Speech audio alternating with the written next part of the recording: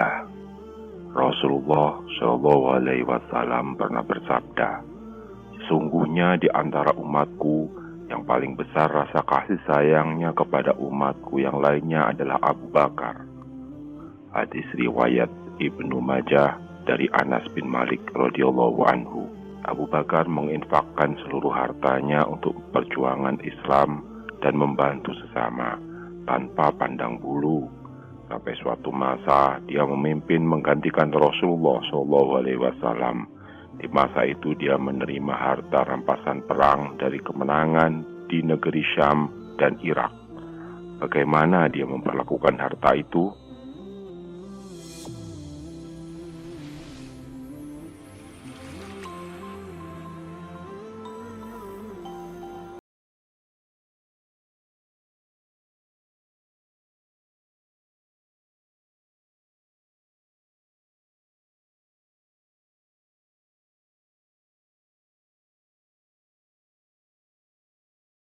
Penguasa pun dia tak memiliki ciri-ciri keangkuhan.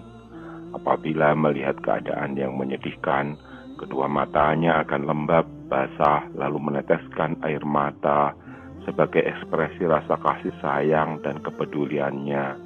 Sedangkan jika melihat kezaliman, kedua matanya akan merah membara dengan geloranya yang tulus dan suci. Abu Bakar ketika masuk Islam, hartanya tak kurang dari 40.000 dirham yang disimpannya dari hasil perdagangan. Dan selama dalam Islam, ia terus berdagang dan mendapat laba yang cukup besar. Tetapi setelah hijrah ke Madinah, 10 tahun kemudian, hartanya itu hanya tinggal 5.000 dirham. Kekayaannya itu digunakan untuk menebus orang-orang lemah dan budak-budak yang masuk Islam yang oleh majikannya disiksa dengan berbagai cara hanya karena mereka masuk Islam. Perbuatan yang kerap dilakukan Abu Bakar ini yaitu menembus hamba sahaya dengan harga yang jauh lebih tinggi daripada harga standar sampai-sampai menimbulkan sebuah fenomena di tengah penduduk kota Mekah. Mereka akan secara sengaja melakukan penyiksaan terhadap budak yang mereka miliki jika sedang mengalami krisis keuangan. Tujuannya tak lain adalah supaya hal itu diketahui Abu Bakar sehingga dia mau menembusnya dengan harga tinggi. Abu Bakar As-Siddiq membebaskan budak-budak bukan karena ingin dipuji, mendapat kehormatan, ataupun berhitung keuntungan yang bisa didapatkan. Abu Bakar yang memiliki kasih sayang sangat besar kepada sesama manusia menginginkan ridha Allah Subhanahu wa Ta'ala.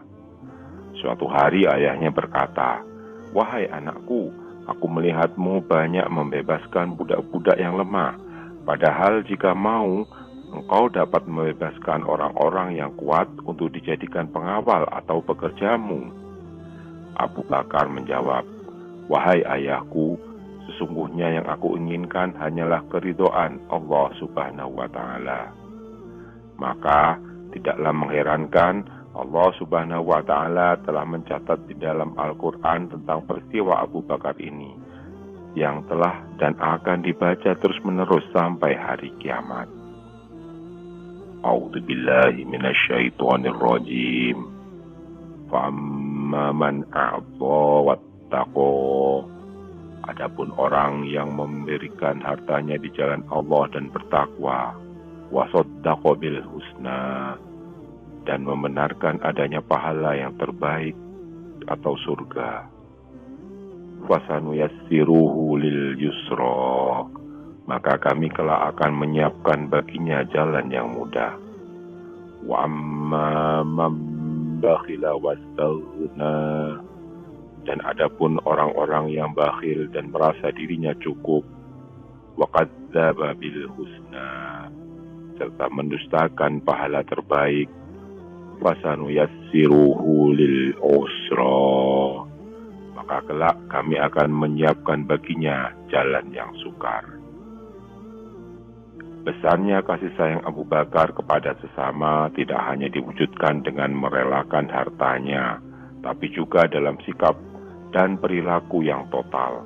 Dia mendedikasikan kesehariannya untuk membantu sesama manusia, khususnya pihak yang lemah, seperti para janda tua dan anak-anak yatim. Bahkan rutinitas itu tetap dilakukannya meskipun dia sudah diangkat menjadi khalifah Rasulullah. Tak jauh dari rumah Abu Bakar terdapat beberapa tetangga yang merupakan para janda tua. Mereka adalah janda-janda yang suaminya gugur di medan perang ketika membela agama Allah Subhanahu wa Ta'ala. Selain itu, ada juga anak-anak yatim yang kehilangan kasih sayang dan perlindungan dari ayah mereka.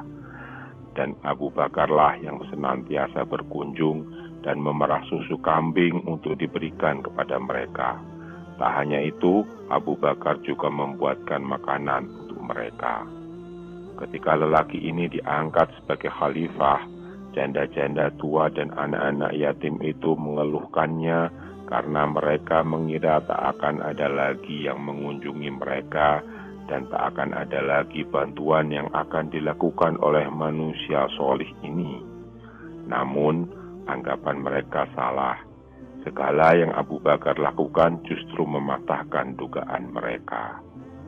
Suatu ketika, terdengar ada yang mengetuk salah satu pintu rumah mereka. Seorang gadis kecil segera membukakannya. Setelah pintu terbuka dengan wajah mungil dan sumringah, gadis kecil itu bersorak kepada ibunya, "Wahai ibu, ada pemerah susu kita." Tak lama kemudian dari dalam rumah, ibu gadis kecil itu menghampiri pintu. Dengan memandang malu dan terkejut, salah tingkah, dia menghardik anaknya. "Celakalah engkau, mengapa engkau tak memanggilnya Khalifah Rasulullah?" Melihat sikap spontan sang ibu, Abu Bakar memberikan isyarat kepadanya sembari berbisik, "Tidak apa-apa, biarkan saja dia. Sesungguhnya dia telah memanggilku dengan sebutan yang paling aku sukai di hadapan Allah." Tak sampai hitungan jam, sang khalifah pun memerahkan susu ternak untuk mereka sebagaimana yang selalu dia lakukan, karena baginya itu adalah kewajibannya. Ya, seorang pemerah susu untuk para wanita lanjut usia dan pembuat adonan roti untuk anak-anak yatim. Demikianlah kesederhanaan Abu Bakar, penuh kasih sayang terhadap sesama dan total dalam memenuhi hak kehidupan. Telah merelakan hartanya sampai habis dan mendedikasikan hidupnya untuk membantu sesama. Sebesar apakah harta yang dia miliki? Sebagai seorang khalifah yang pada masa kepemimpinannya kekayaan dari negeri Syam dan Irak masuk ke Madinah, harta apa yang dia miliki?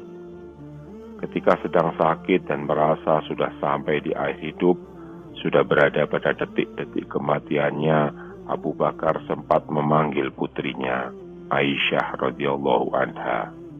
Kemudian dia berkata kepadanya, "Periksalah, apakah di dalam berharta milikku ini ada kelebihan sejak aku memegang amanah sebagai khalifah? Jika ada, kembalikanlah kepada kaum muslimin." Setelah Abu Bakar wafat, Aisyah radhiyallahu anha menghadap Umar bin Khattab yang telah dibaiat sebagai khalifah berikutnya. Aisyah menghadap kepadanya dengan membawa wasiat berupa harta benda peninggalan ayahnya agar dikembalikan kepada kaum muslimin. Tak banyak yang bisa Umar lakukan saat menyaksikan putri sahabatnya itu selain menangis sepanjang hari.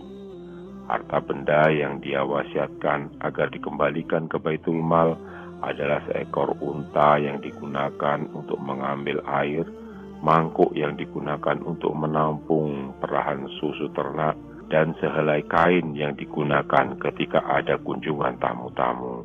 Umar berkata sendu, "Semoga Allah merahmati engkau, wahai Abu Bakar.